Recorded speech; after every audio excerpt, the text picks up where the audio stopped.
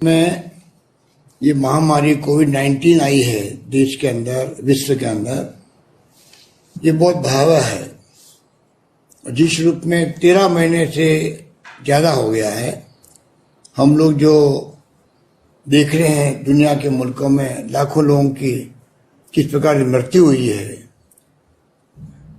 करोड़ों लोग संक्रमित हो रहे हैं, दुनिया में हाहाकार मचा हुआ है।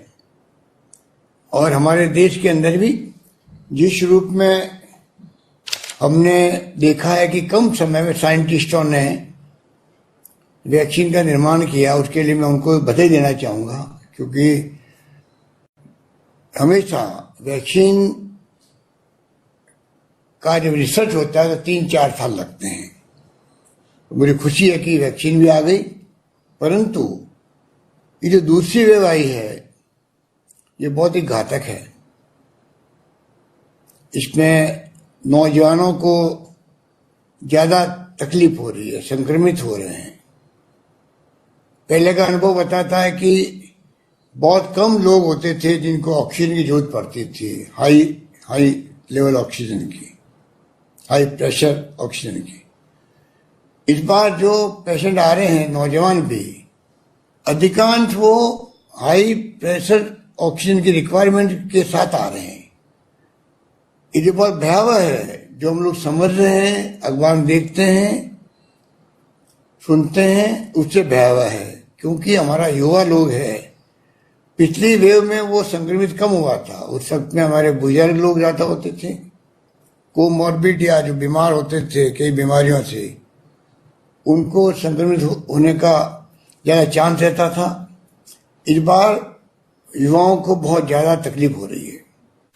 इस माहौल में हम लोग सब काम कर रहे हैं और कोई कमी नहीं रखी है। हम लोगों ने पिछली बार वेव आई थी तब भी हम लोगों ने बाकायदा, हमारे यहाँ टेस्टिंग सुविधा नहीं थी, पूना और दिल्ली भेजते थे सैंपल को। आज हम लोग 70-80 हजार तक प्रतिदिन टेस्ट कर रहे हैं। इंफ्रास्ट्रक्चर बढ़ा दिया है, जिस रूप में वेंटिलेटर हो, आईसीयू के बेड हो, ऑक्सीजन के बेड हो, ऑक्सीजन की पाइपलाइन बिछाने की बात हो, ऑक्सीजन जनरेट करने के छोटे छोटे प्लांट लगाने की बात हो, कोई कमी नहीं रखी है। और इसलिए आज मैं कॉन्फिडेंस है हम इसका मुकाबला करेंगे और विजय होंगे। पिछली बार भी हमने विजय हासिल करी थी और राजस्थान में इतना शानदार प्रबंधन हुआ, पूरे देश के अंदर नहीं बल्कि दुनिया के मुल्कों के अंदर भी राजस्थान की चर्चा चली थी। हमने कहा नो मास्क नो एंट्री, तो लंदन के अंदर भी अस्पतालों में वही स्लोगन लगा, नो मास्क नो एंट्री। इस रूप में शानदार तरीके से प्रबंधन हुए थे और कोरोना के मैनेजमेंट की भीलवाड़ा मॉडल की बहुत तारीफ हुई थी। पर यह अनुभव कहता है कि उस वेव के अंदर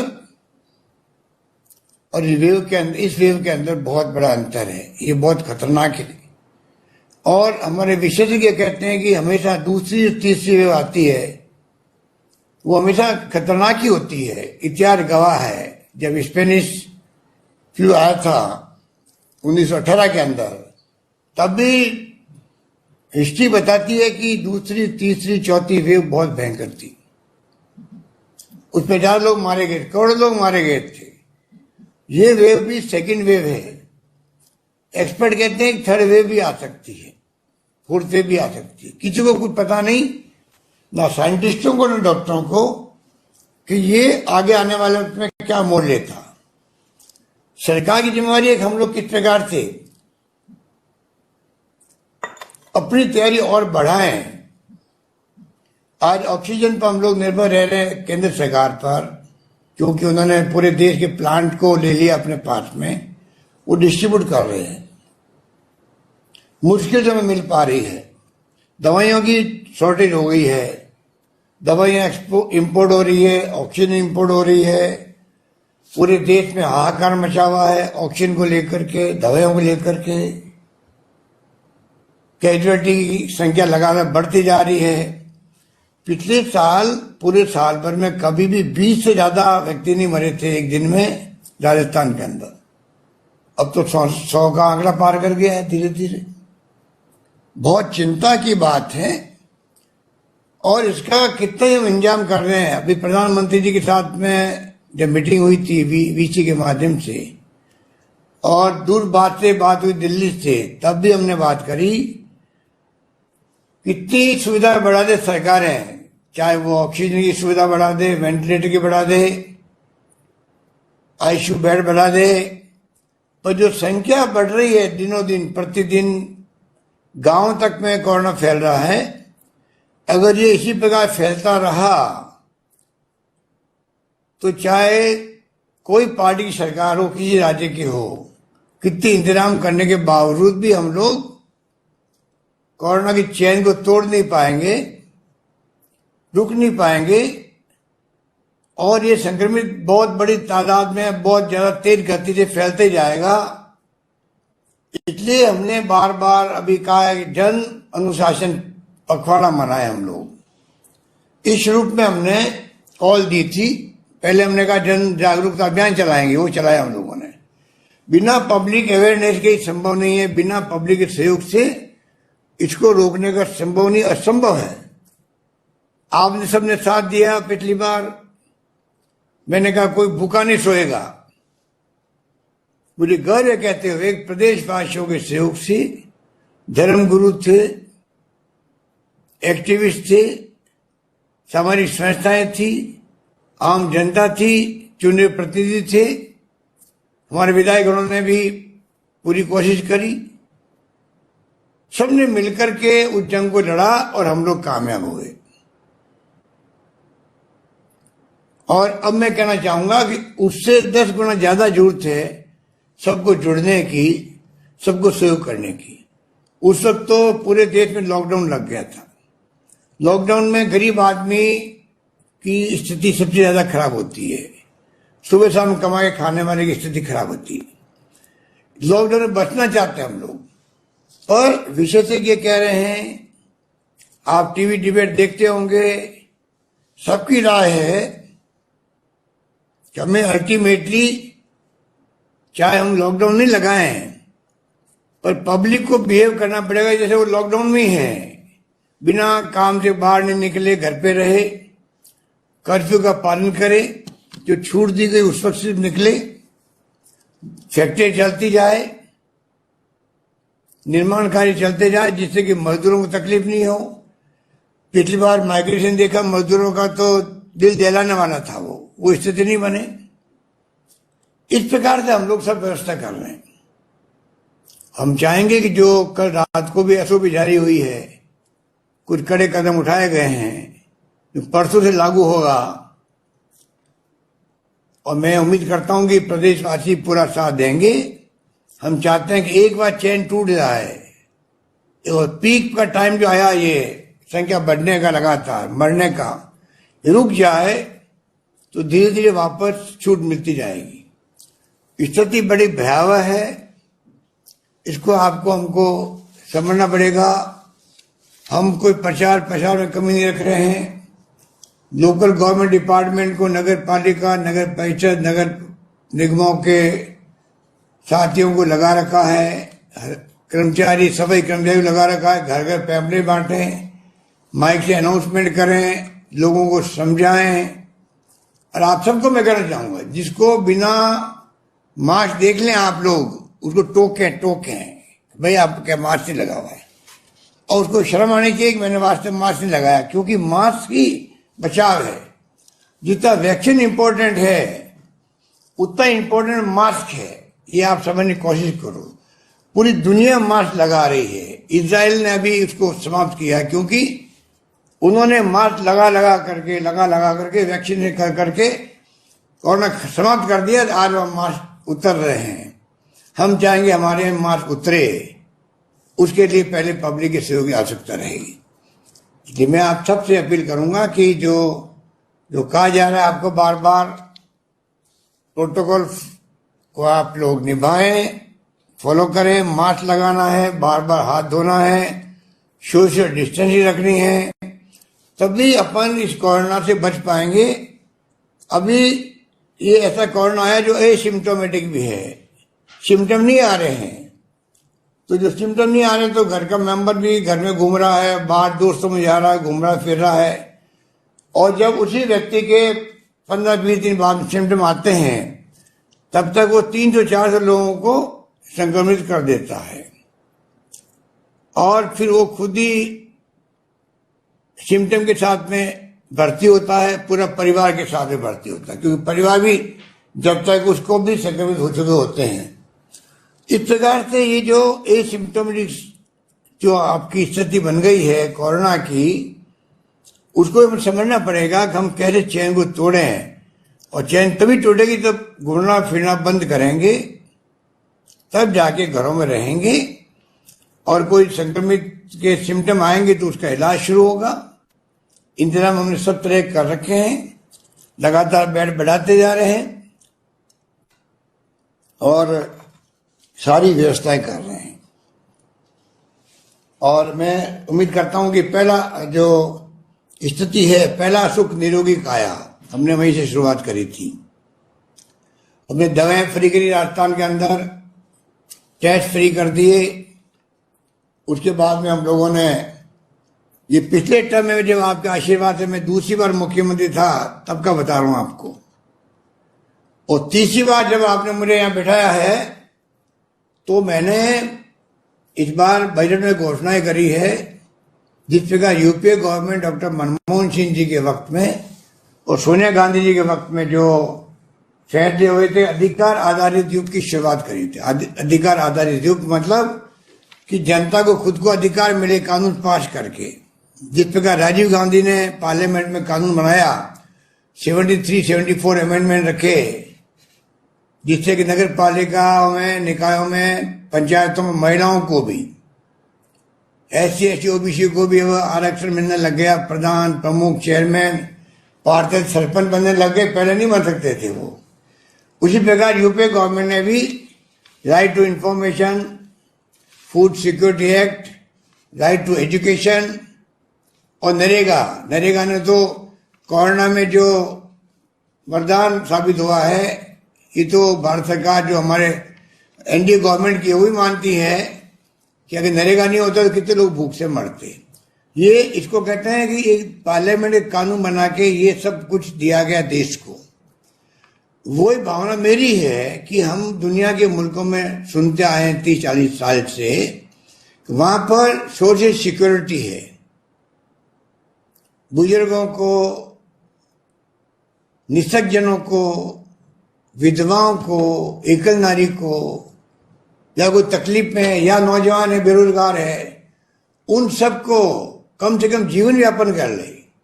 बाकी तो उसके टैलेंट पर वो क्या करे, क्या कमाए, क्या खाए, पर कम से कम हर आदमी का पेट भर जाए और उसका जीवन चलने लग जाए, जिंदा रह सके, जो उसके मिनिमम खर्चे हैं वो उसको मिल सके। दुनिया के मुल्कों में ये सोशल सिक्योरिटी कहलाती है। ये जो हमने दवाएं फ्री करी थी आपकी, हमने जो टेस्ट फ्री किए थे, अब ये जो लेके आए चिरंजीवी योजना, ये बड़ा रूप है। पिछली सरकार ने, जब वसुंधरा जी थी तब भामाशाह योजना शुरू हुई थी। उसमें करीब 98 लाख लोग परिवार थे, 3 लाख का बीमा था। भारत सरकार ने जो आयुष्मान भारत योजना शुरू करी, उसमें लगभग 59 लाख लोग थे सिर्फ, और उसमें जो सोशियो इकोनॉमिक सर्वे हुआ था एक, उसको आधार मान के दिया गया था। हमारी गवर्नमेंट बनी तो हमने भामाशाह को आयुष्मान भारत को मिला करके आयुष्मान महात्मा गांधी स्वास्थ्य बीमा योजना चालू करी। दोनों योजनाओं को मिला दिया, और साथ में जो एक्स्ट्रा हो गए थे लोग, एक्स्ट्रा हो गए थे, उन सबको जोड़ दिया तो 1,10,00,000 लोग हो गए थे। और उस वक्त में भी बहुत बड़ा भार हमारे ऊपर आया था, क्योंकि 80% पैसा हमारे लगा था, स्टेट गवर्नमेंट ने दिया था उस वक्त में भी, क्योंकि संख्या बहुत हमने एक्स्ट्रा ऑर्डनरी बढ़ा दी थी। अब बजट में मैंने घोषणा आपके आशीर्वाद से एक नई करी, जो मैं समझता हूँ संवत पूरे देश के अंदर एकमात्र राजस्थान राज्य बनने जा रहा है, जिसमें पूरे प्रदेशवासियों का, चाहे गरीब है अमीर है कोई व्यक्ति है, उस सब का बीमा होगा 5 लाख का, 50,000 का जनरल बीमारी का और 4.5 लाख का गंभीर बीमारी का। जब वो भर्ती होगा, भर्ती होने पे उसको पूरा इलाज उसका फ्री होगा, पूरे परिवार का बीमा होगा। और सबसे प्रोविजन इसमें रखा हुआ है कि जब उसको छुट्टी होगी अस्पताल से, जब वो भर्ती हुआ था उसके 5 दिन पहले से और अस्पताल छुट्टी होने के इलाज करने के बाद में 15 दिन बाद तक जो उसका खर्चा होगा वो सब सरकार बीमा कंपनी के माध्यम से दिलवाएगी। पूरा प्रीमियम कल लगभग 3,000 करोड़ का है। 300 साढ़े 300 करोड़ रुपए जो आयुष्मान भारत में मिलेंगे भारत सरकार से, उनको छोड़ के तमाम पैसा स्टेट गवर्नमेंट वहन करेगी। पर हम चाहेंगे प्रदेशवासियों का सबका बीमा कंप्लीट हो। 30 तारीख लास्ट डेट थी कल। उसको हमने बीमा कंपनी से बात करके कहा कोविड में तो लोगों को तकलीफ है, लोग सब अपना रजिस्ट्रेशन करवा नहीं पाएंगे और कुछ नहीं करना है। ई मित्र में भी हमने पेमेंट हम करेंगे, ई मित्र वाला फ्री रजिस्ट्रेशन करेगा, पर आपको अपना जन आधार नंबर देके वहां रजिस्ट्रेशन की फॉर्मेलिटी करनी, खाली आपको कुछ नहीं करना है और 5 लाख के बीमे का आप हकदार बन जाओगे। जो नहीं करवाएगा, बीमार पड़ गया, भर्ती हुआ अगर प्राइवेट हॉस्पिटल में, तो 50,000 1 लाख 2 लाख का जो बिल बनेगा 3 लाख का, वो बीमा कंपनी या कोई नहीं देगा आपको। तो बहुत ही शानदार योजना है। आप सबको चाहिए जो गरीब आदमी जो समझते नहीं है उन तक ये बात पहुंचे। ये मैं बार बार बार बार बार बार बार बार अपील कर रहा हूं, विज्ञापन दे रहा हूं, खुद कह रहा हूं, समझना चाहिए। फिर भी हमने उनसे कल एग्रीमेंट किया है कि नहीं, आप इसको 31 मई तक बढ़ा दीजिए। 31 मई तक बढ़ा दी गई है। अब जो लोग बढ़ गए उनको चाहिए कि वो जिस दिन करवाएंगे उस दिन से उसका लागू हो जाएगा बीमा। 31 मई तक भी नहीं कराया आपने, उसके बाद में कोई अगर करवाएगा अभी तो 3 महीने वेट करना पड़ेगा उसको। 3-3 महीने का साइकिल बनाया गया इसके अंदर। इस प्रकार से ये योजना शुरू हुई है और ये भी एक प्रकार से सोशल सिक्योरिटी का पार्ट समझ लो इसको भी।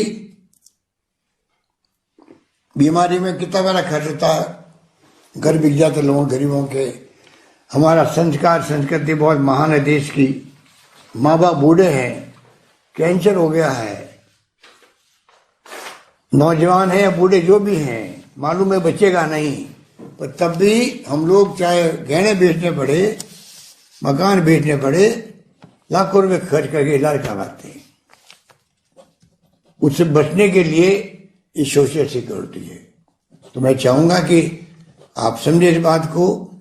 और समय आ गया है, हमने शुरुआत करी है, विज्ञापन दिया मैंने पूरे देश के अंदर पहली बार सरकार बनने के बाद में, इसलिए दिया फुल पेज का कि अन्य राज्यों में भी पब्लिक का दबाव पड़ेगा तो वो राज्य भी आगे आएंगे ऐसी योजनाओं के लिए, जो पूरी पब्लिक वहां की इंश्योर्ड हो जाए बीमारी के लिए। और भारत सरकार भी आगे आए, जिससे कि विकसित राष्ट्रों की तरह हम भी अब काफी आगे बढ़ चुके हैं। कम से कम हर बुजुर्गों को, जैसे हमने पेंशन दी आपको, बुजुर्गों को पहले पेंशन 500-700 रुपये मिलती थी मुश्किल से, और कई शर्तें लगी हुई थी। अगर बेटा बड़ा हो गया, छोटा बेटा है तो मिलेगी, 18 साल का हो गया तो पेंशन बंद हो जाती थी। वो सारी शर्तें हमने हटा दी। 80 लाख लोगों को हम लोग पेंशन दे रहे हैं आज, 1500 रुपये दे रहे हैं, 1000 रुपये दे रहे हैं। उनका कॉन्फिडेंस बढ़ गया, जिंदगी जीने का उनको चार्म आ गया। क्योंकि घर में बेटे पोते तब पूछते हैं तब दादा दादी के बारे में कुछ जेब में पैसे होते हैं। और वो भी बहन सवासनी को कोई घर पे आ जावे, बहन बेटी या पोती या नाती दोती, तो 100-500 रुपये नोट पकड़ा सकती है, बहुओं से मांगना नहीं पड़ता है। ये किया हम लोगों ने, तो उसका बड़ा इम्पैक्ट पड़ा। इसी प्रकार से आज भी मैं चाहूंगा कि सोशल सिक्योरिटी के माध्यम से पूरे देश के अंदर तमाम जनता को, जो कोई भूखा नहीं सोए, एटलीस्ट उसको जिंदगी जी सकता है, कपड़े लत्ते कर सकता है, उसको मिल जाए। इतना पैसा उसको वीकली मिलने लग जाए, जैसा कि विदेशों में मिलता है वीकली, हमारे यहाँ फोर्टनाइटली मिल रहा है। कुछ भी हो, सोशल सिक्योरिटी लागू करने का वक्त आ गया देश के अंदर। गरीबी अमीरी का भेद जो गैप है बढ़ता ही जा रहा है, कोरोना ने और ज्यादा बढ़ा दिया है। ये हम सब के लिए चिंता का विषय बना हुआ है। गरीब तो गरीब ही जानता है कैसे जिंदगी निकालता है, कैसे वो रेडी वाला ठेले वाला क्या उसकी स्थिति बनती है। हमने पिछली बार कोरोना आया तो सर्वे करा तमाम भिखारियों का, रेडी वालों का, ठेले वालों का, स्टेशन पर, बस स्टैंड पर रात को सोने वालों का, और सबको हमने हजार रुपये 4 बार दिए। साढ़े 4,500 रुपये उनको दे चुके हम लोग। अभी 15 दिन पहले हमने 1,000 रुपये दिए, जिससे कि 35 लाख लोग ऐसे हैं उनको जिंदगी जी सके वो लोग। गेहूं भी फ्री, दालें फ्री, कुछ सरकार केंद्र सरकार दे रही है, उसका उपयोग हम लोग कर रहे हैं। केंद्र सरकार की अलग योजना किसानों के लिए। हम चाहते हैं कि राहुल गांधी ने कहा था उसी जगह 6,000 रुपये प्रति माह उन गरीबों को मिले जो 72,000 होते हैं एक साल के। हमने तो मैनिफेस्टो में लिखा है कांग्रेस के 72,000 रुपये मिलने चाहिए हर परिवार को जो गरीब आदमी है। 6,000 रुपये अपने परिवार को चलाने के लिए। वक्त आ गया है कि करोड़ों अरबों रुपए के बजट बनते हैं देश के अंदर भी, हम कोई ऐसा मैनेजमेंट करें जिससे कि सोशल सिक्योरिटी पे जोर दिया जा सके। राजस्थान में 33 जिलों में मेडिकल कॉलेज बन रही है। बचपन में हमने भी कल्पना नहीं करी थी कि जयपुर, जोधपुर में, अजमेर में, बीकानेर में 3-4 जगह, कोटा में मेडिकल कॉलेज हुआ करती थी। आज 33 जिले में राजस्थान में मेडिकल कॉलेज खुलने जा रही है। तो आप सोच सकते हैं नर्सिंग कॉलेज हम लोग हर जिले में खोल रहे हैं। शुरुआत करी, मैंने घोषणा की, बजट के अंदर घोषणा करी अभी मैंने, वो भी काम हो गया शुरू। इस प्रकार से हमने कोई कमी नहीं रख रहे। हम चाहते हैं कि लोगों को सभी तरह की सुविधाएं मिले, और उसके लिए हमने तमाम तरह के जो एक्शन होते हैं वो शुरू कर दिए हैं और फैसले लेने शुरू कर दिए हैं, जिससे कि सरकारी कर्मचारियों के लिए भी किया हम लोगों ने। जैसे CGHS की स्कीम होती है, सेंट्रल गवर्नमेंट हेल्थ स्कीम, केंद्र सरकार के लिए। हमने राजस्थान के अंदर भी उनको बीमा की चिरंजीवी योजना में जुड़ने की जरूरत नहीं है। उनके लिए RGS स्कीम ला रहे हैं हम लोग अलग से, तो उनको उससे फायदा मिलेगा।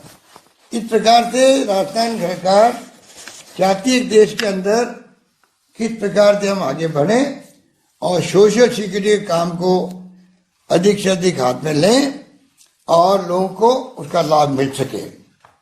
ये जो चिरंजीवी योजना है, इसमें मेरे साथियों ने, मंत्रियों ने बता दिया आपको किस प्रकार से इसका लाभ मिलेगा। पूरा 3,000 करोड़ रुपये हम लोग भर रहे हैं। सब बातें मैंने भी आपको ब्रीफ करी है। योजना की खासियतें, पूरा परिवार की कोई सीमा नहीं है। परिवार की कितनी बड़ा परिवार हो वो जुड़ेगा, सबको मिलके 5 लाख का बीमा मिलेगा। सब कुछ मैंने कहा आपको। तो मैं ये कहना चाहूंगा कि ये जो हमारी स्कीम है, ये स्कीम नहीं है, ये सोशल सिक्योरिटी है। ये कोई व्यक्ति छुड़े नहीं। और जो इसमें जिनको हमने, आपको मैंने कहा 35 लाख लोगों को हम लोगों ने घर बैठे 1,000 रुपये दिए, वो संविदा कर्मी, लघु सीमांत किसान, और जो ऑलरेडी चाहे वो भामाशाह में हो, चाहे आयुष्मान भारत में जुड़े हुए थे, नेशनल फूड सिक्योरिटी एक्ट के अंतर्गत या सोशो इकोनॉमिक सर्वे के अंतर्गत, उन सबको वापस रजिस्ट्रेशन कराने की जरूरत नहीं है। इन सब कैटेगरी छोड़ के जो पैसे वाले हैं, उनसे नाम मात्र का, उनका भी बीमे का जो प्रीमियम है 1,700 करोड़, 1,700 रुपये, 1,700, 1,700, आधा पैसा हम उसका भी सरकार दे रही है। उनको खाली 850 रुपये देने हैं। 850 रुपये नाम मात्र देख करके वो इस स्कीम में जुड़ सकते हैं। इस प्रकार से तो मैं कहना चाहूंगा आपको, आज का मुबारक दिन का मेरी भावना ये थी। मैं ये भी आपको कहना चाहूंगा कि हमने अभी बजट में घोषणा करी है पब्लिक हेल्थ कॉलेजेस की, 7 संभाग के मुख्यालय पर। पब्लिक हेल्थ कॉलेज का मतलब है हेल्थ से संबंधित कॉलेज में पढ़ाई हो और कई लोग एक्सपर्ट बनते हैं, वो हमने शुरुआत की है। इस प्रकार की नई नई योजना लेके आए। मैं अभी टाइम नहीं कि सब बातें आपको कहूँ, तो मैं आपको इतना ही कहना चाहूँगा कि आप कृपा करके इन तमाम योजनाओं से आप जुड़ें, इसका लाभ लें। और ये बात मैं कहना चाह रहा था आपको कि आज का दिन मेरे लिए एक ऐतिहासिक दिन बना है, और मैं चाहता था कि पूरे जिले में हर ब्लॉक स्तर पर इसकी लॉन्चिंग हो। हमारे मंत्रिमंडल के साथी, हमारे प्रमुख प्रधान, एमएलए, सांसद, चाहे कोई पार्टी के हैं, जनप्रतिनिधि, सरपंच गांव के, सब मिलके एक साथ में इसको लॉन्च करते, पब्लिक को मालूम पड़ता और वो जाके ज्वाइन करवाते। परंतु दुर्भाग्य से ये कोरोना की ऐसी स्थिति बनी है कि जिसके लिए आप देख रहे हैं कि हमें क्या क्या फैसले करने पड़ रहे हैं। 3 तारीख से सख्ती के साथ में लॉकडाउन तो नहीं लगाया है, तो लॉकडाउन की तरह हम लोगों ने फैसला किया है। कर्फ्यू रहेगा दिन को 12 बजे के बाद में, सुबह 5 बजे तक। 5 से 12 बजे तक आप मूवमेंट करके अपना सामान खरीद सकते हैं। और मजदूरों को, निर्माण मजदूरों को 3-4 कैटेगरी छूट दी गई है, माइग्रेशन नहीं हो, वरना फिर आप थोड़ा इसको चेन तोड़ने के लिए सहयोग दें। मैं आप सबसे अपील करूंगा कि हाथ जोड़ करके कि ये काम जिंदगी बचाने का हमारे लिए है। हमारे हाथ में कुछ नहीं रहेगा, केंद्र के हाथ में कुछ नहीं है। सबने पूरी कोशिश कर ली, ऑक्सीजन कहां से लाओगे? अब ऑक्सीजन के प्लांट इंपोर्ट हो रहे हैं। खाली ट्रकें जो है, ऑक्सीजन के जो ट्रक होती है, सिलेंडर क्या कहें, ऑक्सीजन के टैंकर, खाली टैंकरों को हवाई जहाज से ट्रांसपोर्ट किए जा रहे हैं जहां ऑक्सीजन बनती है, गुजरात में या जहां बनती है, वहां से वो बढ़ के आते हैं। इसलिए एक टाइम बचा है 4 दिन का। तो आप सोच सकते हो कि इस रूप में आज अपन सब लोग मिलके इससे लड़ाई लड़ रहे हैं। टैंक खाली जा रहे हैं, करोड़ों अरबों रुपये खर्च हो रहा है, तो क्यों नहीं हम सब मिलकर के ऐसी स्थिति पैदा करें जिससे कि कम से कम ये चेन टूटे। मैं चाहूंगा पूरे देश के तहत हर राज्य सरकार ने अपना अपना कोशिश कर रही है। राजस्थान में चेन टूटे, ग्राफ 90 एंगल ऊपर चला गया है, मरने वालों का भी और संक्रमित लोगों का भी। वो रुके, फ्लैट होने लगे वापस। जब तक फ्लैट नहीं होगा, जब तक हम लोग रात दिन एक करें और जिंदगी बचाएं व्यक्ति। किसके घर में जो व्यक्ति मर जाता है, क्या बीतती होगी आप सोच सकते हो। वो दाह संस्कार में नहीं जा पा रहा है। हमने दाह संस्कार के लिए सरकार ने व्यवस्था कर दी। अब मैंने अनाउंस किया कि सारा खर्चा सरकार उठाएगी, नगर पालिका, नगर परिषद, नगर निगमों के माध्यम से। आपको खर्चा नहीं करना पड़ेगा। चाहे गांव में हो तो वहां पे पंचायत वाले या तहसीलदार और एसडीओ करेगा। दाह संस्कार भी सत सम्मान हो व्यक्ति का। हरिद्वार में हमने भेजा उनको अस्थि कलश लेके, वो स्कीम जारी रहेगी हमारी। हम सब कुछ करने तैयार हैं, पर चैन तोड़ने के लिए हमारा हाथ में कुछ नहीं है। कोरोना जो फैल रहा है, इतनी बड़ी संख्या में लोग आ रहे हैं, जगह नहीं है। आरयूएचएस का जो अस्पताल बड़ा है, बाहर भीड़ खड़ी रहती है 200-300 लोगों की। कब नंबर आए, कब वहां से अंदर से कोई बाहर निकले ठीक हो गए और मैं अंदर जाऊं, ऐसी स्थिति बन गई है। ऑक्सीजन नहीं है, बेड बढ़ा सकते हैं, 5000 बेड मैंने बढ़ा दिए हैं राधा स्वामी जी के वहां पे कैंपस में, परंतु उनके सहयोग से। परंतु ऑक्सीजन कहां से लाए? दुनिया भर के मुल्कों में हम लोग टेंडर जारी कर रहे हैं, ग्लोबल टेंडर। ऑक्सीजन कंसंट्रेटर होते हैं, मशीन, छोटी मशीन होती है, वो हम ढूंढ रहे हैं। तो आप शॉर्ट में समझ लीजिए कि हमारी तरफ से कोई कमी रख नहीं रहे हैं, पर जनता के सहयोग के बगैर हम लोग कुछ भी नहीं कर पाएंगे। ये मैं आपको बार बार कह रहा हूं। ये वैक्सीन जो मिली है 18 साल वाली, ये सिर्फ 3-3.5 लाख की अभी आई ये वैक्सीन आई है।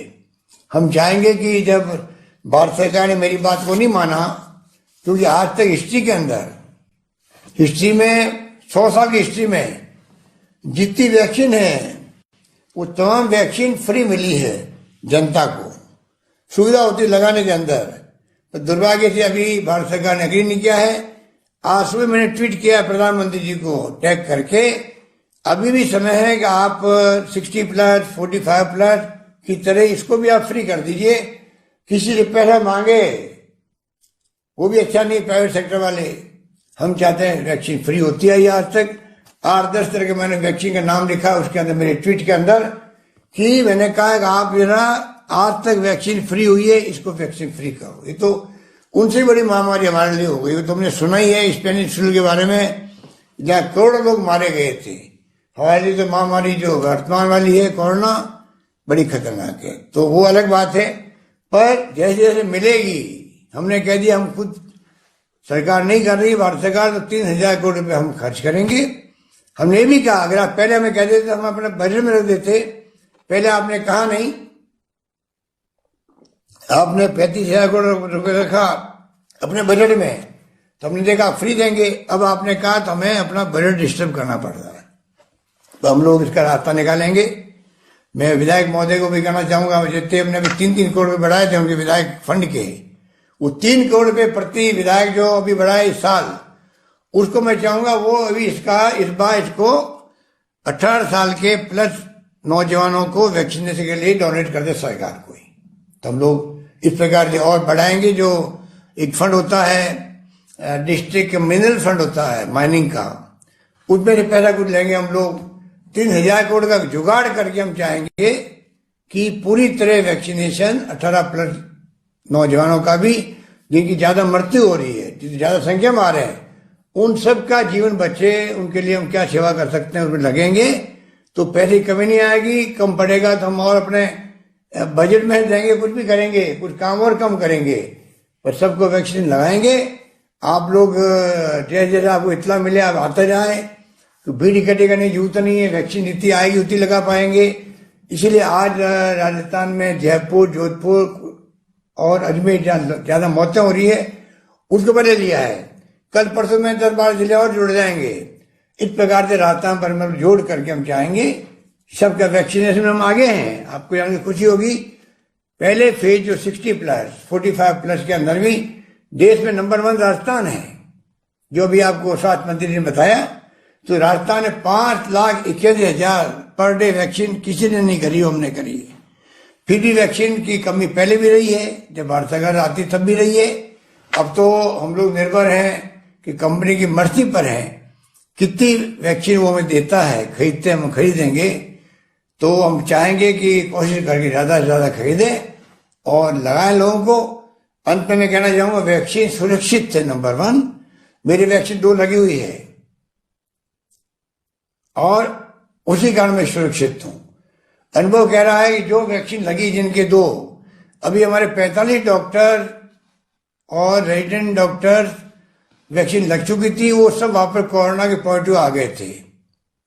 परंतु 45 आराम से घर पे रह करके बिना कोई तकलीफ के, माइल्ड होता है अटैक कोरोना का, जिंदगी बच जाती है, मृत्यु दर 0 हो जाती है।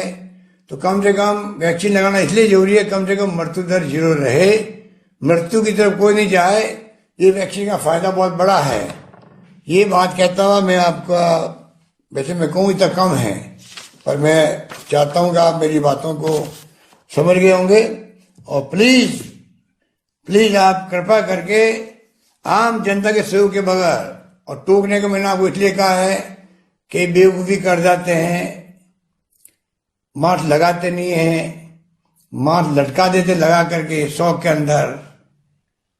मास्क का प्रॉपर तरीका होता है नाक तक मास्क लगा रहे, नाक तक। घर के अंदर बैठे तो मास्क लगाने की अभी एडवाइस जारी हुई है केंद्र से भी। एक्सपर्ट कहते हैं कि हवा में आ गया, ये कोरोना हवा में आ गया है।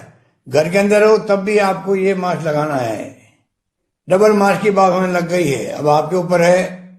मैं भी मीटिंग बैठता हूँ तो बिना मास्क बैठता हूँ। मुझे कई लोग कहते हैं कि आप मास्क क्यों लगाते? मैं तो अभी मीटिंग बैठा हूँ, अकेला बैठा हूँ। पर कहने का मतलब है घर में हवा में मास्क लगाना जरूरी है। और मैं भी जल गया हूँ, हो सकता है उसका जिला हूँ, तो कृपा करके ये मास्क लगाना बहुत जरूरी हो गया है। डबल मास्क लगा तो और भी अच्छा है, आप पूरी तरह सुरक्षित रहोगे। एक बार कोरोना होने के बाद में लंग्स में पहुंचता है जल्दी, आजकल 3-4 दिन में। आपके सिम्टम आते ही, सिम्टम नहीं आए तो चिंता मत करो, सिम्टम आते ही आप डॉक्टर से बात करें, इलाज शुरू करवाएं, CT स्कैन करवाएं। CT स्कैन से मालूम पड़ता है कि वास्तव में आपको कोरोना हो गया कि नहीं हो गया है। तो सब बातें जो है आपको ध्यान रखना है। और मैं समझता हूं कि ये मास्क ही बचाव है, हमारा बहुत बड़ा बचाव है। मास्क के लिए प्रूफ है कि इससे पूरी तरह संक्रमित होने से बच सकता आदमी। तो ये मैं आपको कह के आपको बहुत शुक्रिया अदा करता हूँ। आपने पूरा भाग लिया, इतनी बड़ी संख्या में आपने, लाखों लोग सुन रहे हैं अभी, सुना उसको, मेरी बातों को। मैं उम्मीद करता हूँ कि आप उस पर पूरा अमल करेंगे। और जैसे मैंने कहा आपको कि ये जो तैयारी हमने सब कर रखी है, आप निश्चिंत है, सरकार की तरफ से कोई कमी नहीं आएगी। और संख्या बढ़ेगी तो आप सोच सकते हो कि सरकार चाहते हो कुछ नहीं कर पाएगी। इलाज तो हम करेंगे, संख्या रोकने का काम पब्लिक का है, पब्लिक का है, क्योंकि 7 करोड़ जनता है। 7 करोड़ लोगों तक ना कोई मंत्री पहुंच सकते ना हम पहुंच सकते। वो खुद तय करेंगे कि हमें रास्ता को बचाना है, खुद को बचाना है, परिवार को बचाना है और लोगों को बचाना, प्रदेशवासियों को। तो मैं कहना चाहूंगा आपको 2 टूक कि आपके पास इलाज है, किसी के पास इलाज नहीं है। वो इलाज आपके पास में है और सरकारी इलाज में कोई कमी नहीं आने देंगे। चाहे पूरा बजट में झोंक दो इसके अंदर तो मुझे मंजूर होगा, परंतु सरकार के कामों से या व्यवस्था से कोई आदमी मरे ये मुझे सहन नहीं होगा। ये मैं कहते अपनी बात समाप्त करता हूं। धन्यवाद, जय हिंद, धन्यवाद। धन्यवाद माननीय मुख्यमंत्री महोदय आपके मार्गदर्शन के लिए। अब मैं आमंत्रित करता हूं मुख्य कार्यकारी अधिकारी राजस्थान हेल्थ सोसाइटी फॉर